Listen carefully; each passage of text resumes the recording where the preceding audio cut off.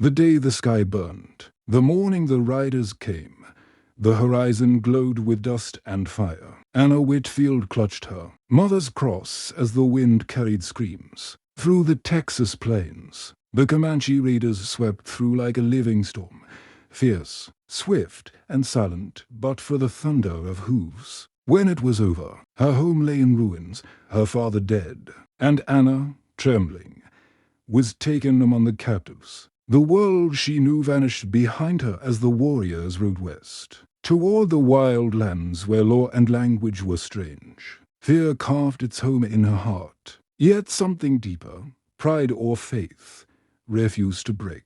She told herself she would endure, that one day she would see her freedom again. But destiny had already marked her path with something she could neither escape nor yet understand.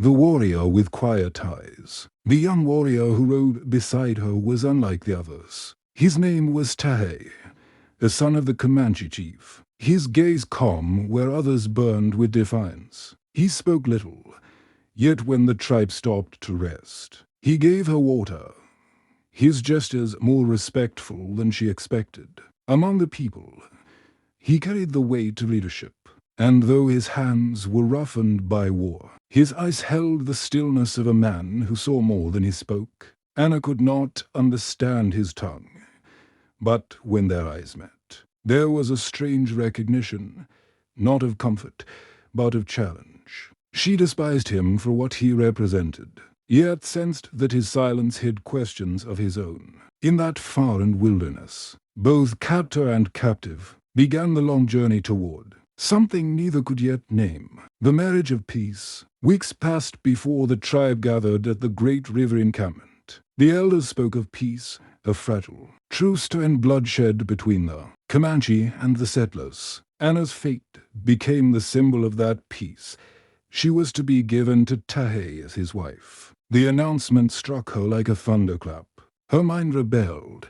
She would not belong to the man who had stolen her freedom. Yet in the customs of the Comanche, the marriage was not one of cruelty but of alliance, a binding between two peoples long divided.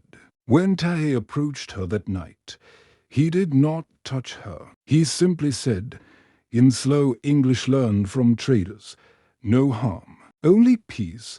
His words carried a sincerity that both frightened and softened her. The ceremony the next day was simple. A fire, two hands joined, and the whisper of drums beneath a vast and watching sky. The silence between them. Their life together began in silence. Anna moved within the camp like a ghost, learning the rhythms of a people she did not understand. Tahe left her untouched, giving her space within his lodge, offering food, water, and a small carved comb as a gift of respect. Yet at night, she could hear his quiet prayers in Comanche, words she did not know but felt in her bones. She began to notice the kindness of the women, the laughter of children, the reverence with which the tribe spoke to the earth and sky. Slowly, the hatred that had been her armor began to crack. Still, she could not forgive. The silence between them became a living thing, heavy, patient, waiting for the moment when truth would finally break through. The language of trust. It began with a single word. "Water," she said, pointing to the stream. Tahe repeated it in his tongue. Pa. From that moment, the world between them shifted. Day by day, word by word, they began to teach each other their languages. She learned that his name meant coyote who walks alone, that he had lost his mother to the same settlers who once took his lands. Through stories told in broken English and hesitant Comanche, they built a fragile bridge of understanding. For the first time, she saw the man behind the warrior, one shaped by pain as much as she was. Trust, born not of surrender but of shared suffering, began to take root like grass through stone. Firelight and first laughter. One night, as the tribe celebrated a hunt, laughter filled the air. Anna found herself watching the firelight dance across Tahe's face. When he noticed her gaze, he smiled, a small, shy thing that caught her off guard. Someone handed her a drum,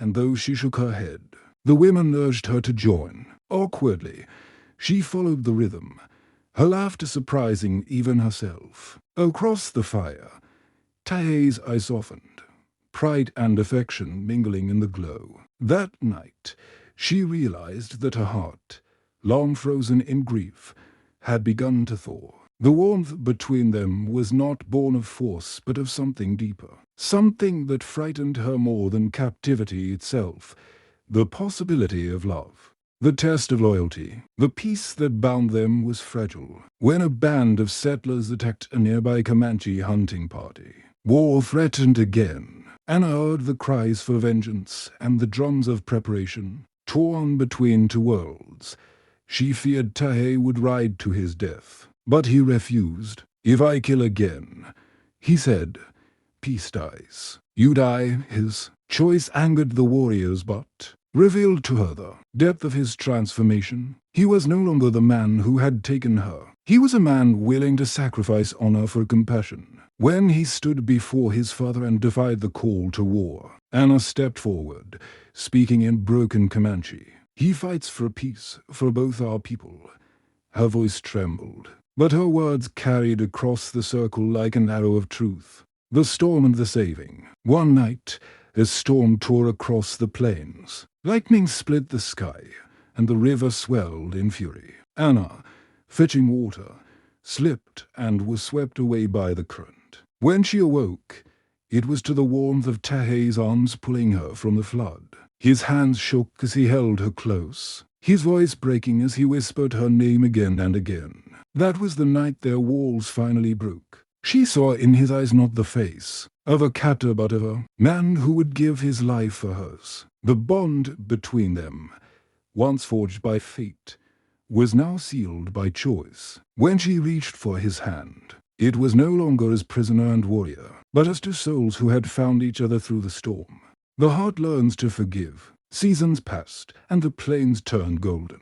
Anna no longer felt like a stranger among the people. She learned to ride, to weave, to pray beneath the same sky that had once felt like a cage. The scars of her past remained, but they no longer ruled her. One morning, she watched Tae teaching children how to track the buffalo and realized she loved him, not with fear or confusion, but with a quiet certainty that filled her chest like sunrise. Love had not erased their pain, but it had given it meaning. Together, they were no longer symbols of peace, but living proof that enemies could become one heart, one home.